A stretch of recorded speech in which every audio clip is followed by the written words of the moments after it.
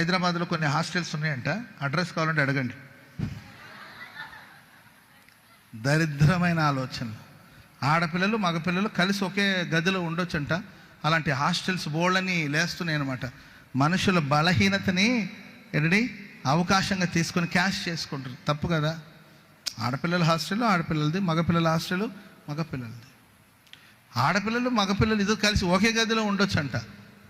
మరి ఇది విదేశాల నుండి ఇవి దిగుమతి అవుతున్నాయి అనమాట. ఇలాంటి కల్చర్ అంతా నేర్చుకుని యువత పూర్తిగా చెడిపోతున్నారండి.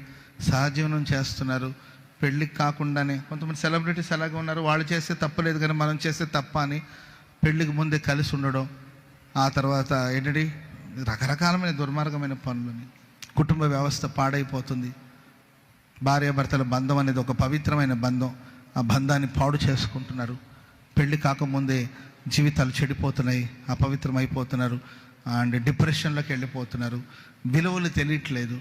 ఇలాంటి కార్యాల వల్ల యువత చెడిపోతున్నారు. యవనస్తుల క్షేమం కొరకు మనం ప్రార్థన చేయాలి.